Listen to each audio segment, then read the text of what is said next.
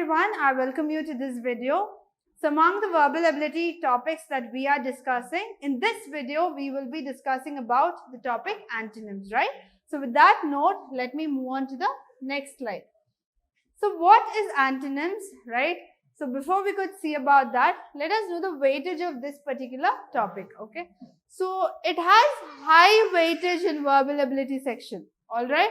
So comparatively, like few topics that we have seen, yes, this particular topic has a very high weightage with relevance to our synonyms as well, okay? Synonyms and antonyms has very good weightage in the verbal ability section, because in most of your competitive exams or your entrance exams, or be it your interviews, right, to 80 to 90% you can expect the questions from synonyms or antonyms, right? So that is why we say it has a high weightage. Next, so at least 5 questions could be expected in any competitive or entrance exams or interviews, like I already told you.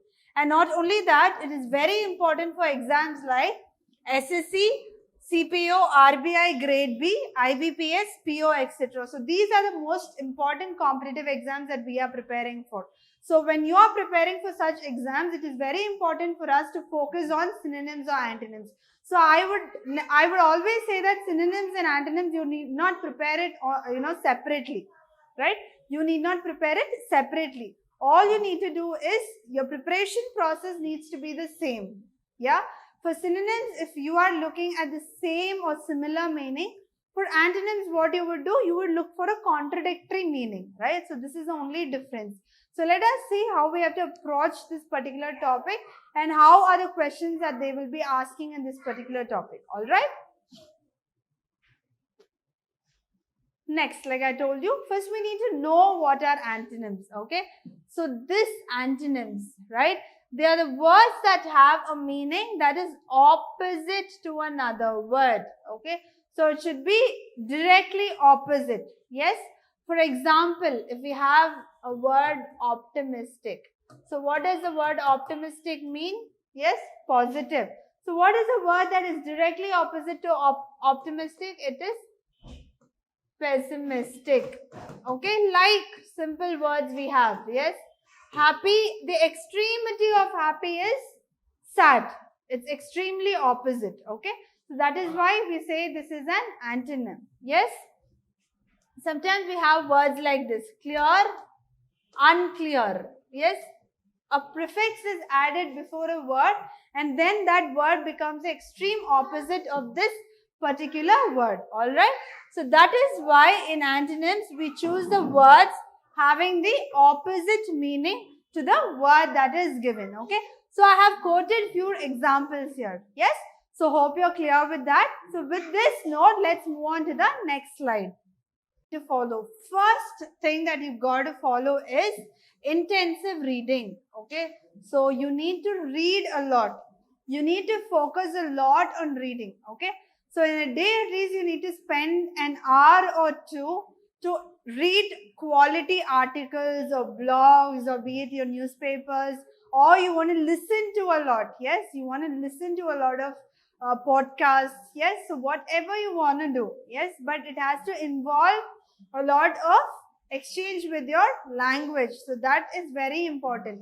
So even when you're listening, you might hear a new word, and what will you do immediately? You will want to find out the meaning of that word. So when you try to find out the meaning of the word, that word, it automatically registers in your mind and you will never forget it, right? So what happens? Definitely your vocabulary also keeps improving, right? So that is why we say give a lot of attention towards reading, yes? So while you're reading, you need to sort and categorize topics to read that shall make a great difference in your vocabulary. So like I told you, you have to read a lot, but how they are suggesting you to read is, you can have a topic, right? In a day, you can choose topics to read. For example, today you want to read something about medicine. Yes, you can go ahead and read. Another day about society, another day about politics, another day about science, one day about history. So you can choose fields.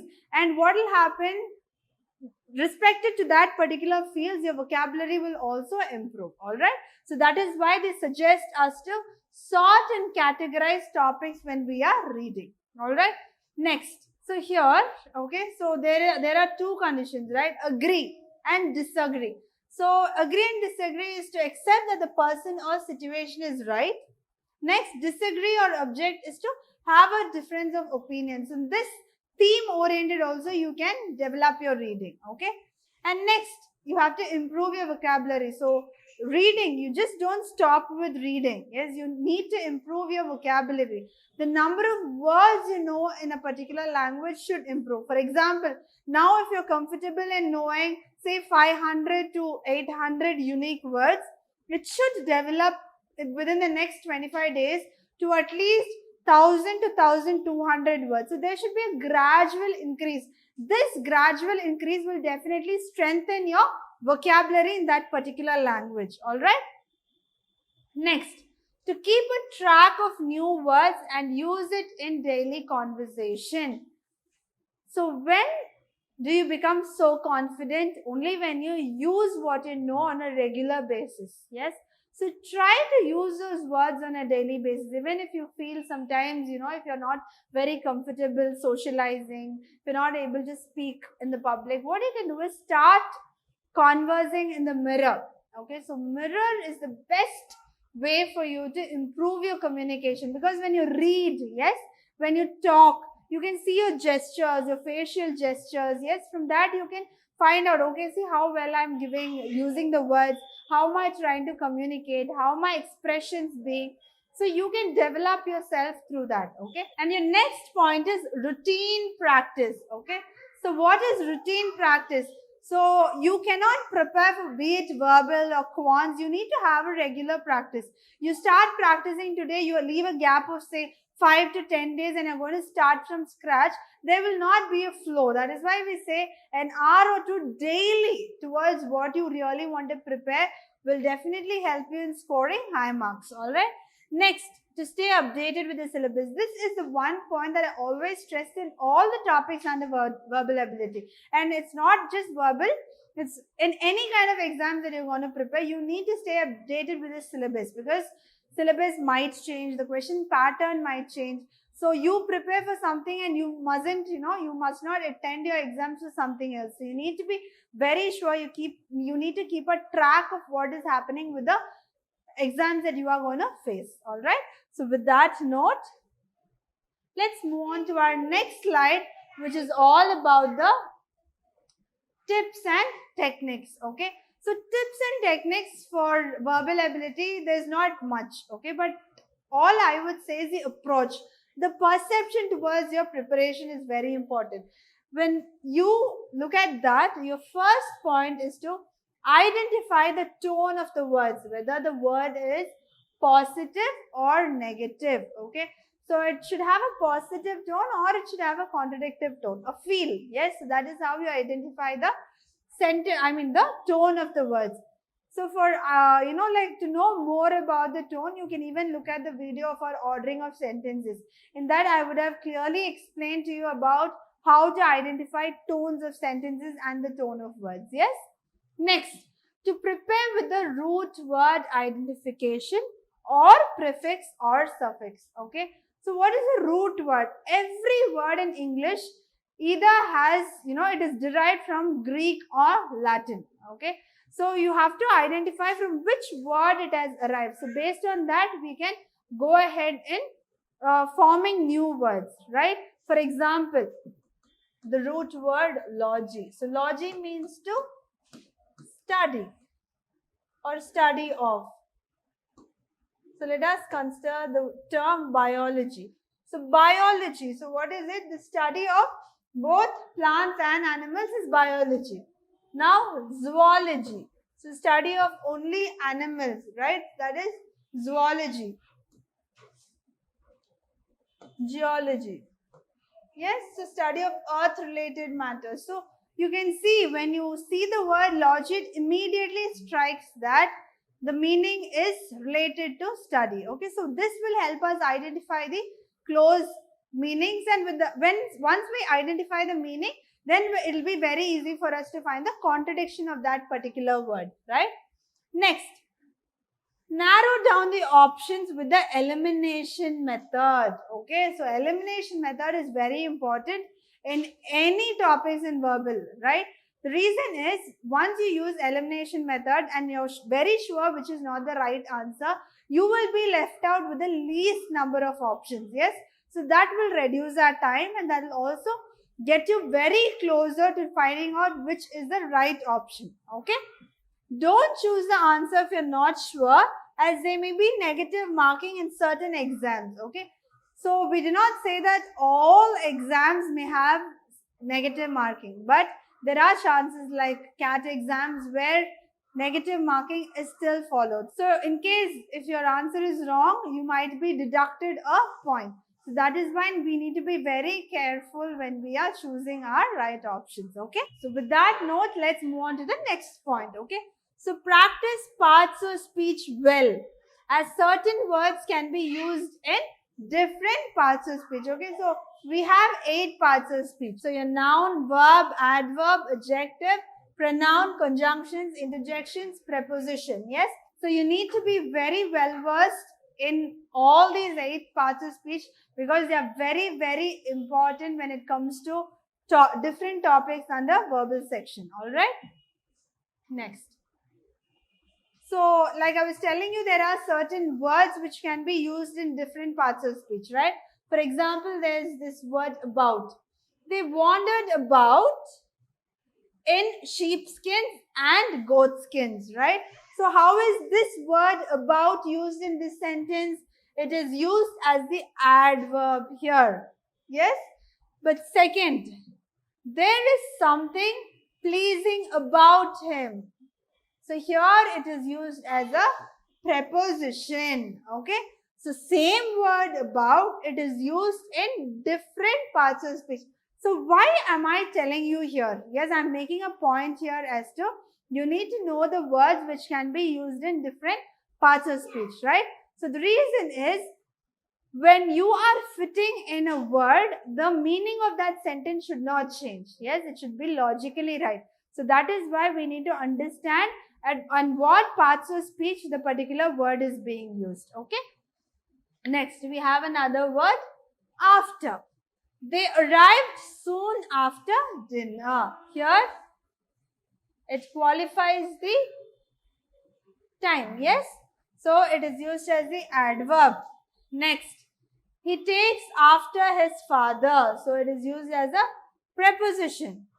After ages shall sing his glory. So it's used as an adjective because it is qualifying or it's describing the noun ages. Next, conjunction.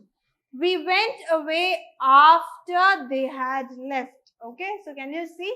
So a normal word, okay, it can be used in different parts of speech. So we need to understand how after, how a word is being placed for different meanings. Yes, so this is how you have to understand the flow of a word in a particular sentence. So with continuation to that, you need to focus on the homophones and homographs. Yes, homophones and homographs are very important when it comes to synonyms or antonyms. Yes, the reason is it might sound the same. Yes, but the meaning might be different. And it might spell the same, but still the meaning might be different. Yes, so that is how we need to be very sure with homophones and homographs. Yes, so homograph is, homo means it's same. Yes, so it will have same spelling, but it will have different meaning. Yes, so capital.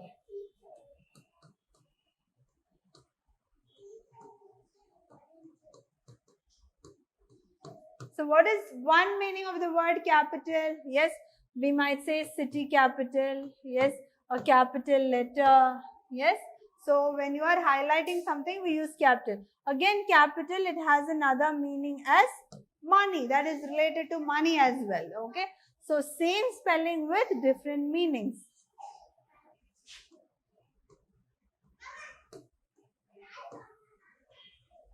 So we have WIND. So wind, okay. So wind up is to close or, okay. So to make it as a circle or wind up. So this is wind. Okay, you talk about the weather, wind. Yes. So still it has two different meanings. Next, row. So row is your rows and columns. Yeah. So your rows and columns. You talk about that in specific. Next is to row. Row a boat. Rowing a boat. Yes. So thus, if you see here, we have the same word with the same spelling, but it has two different meanings, right? So that is when we say it as a homograph. Next, homophones. It has the same sound, but it will have different meaning. For example, see and S-E-E-C. So S-E-A-C and S-E-E-C, we pronounce it the same, but it has two different meanings. So see is your seashore, yes, where you go, you watch, you have a great time. See is to look, right? So it has two different meanings. So your second option is R-E-I-G-N, rain, R-A-I-N, rain. So it is pronounced the same, but it has two different meanings. So what is R-E-I-G-N, rain? Yes, it is to rule, and R-A-I-N when you receive showers, right? But it has the same pronunciation. Next, air and air. Okay, so air, you breathe the air, right? So that is about this air, and H-E-I-R is the air, is the successor, right? So that is how it has two different meanings. So that is about the homophones, alright? So I hope and believe that this video gave you a clarity on how to prepare for this topic, antonyms, right? So the next video will be a continuation to this video, where we will be seeing in depth about the types of antonyms and also the target questions, alright? So thank you.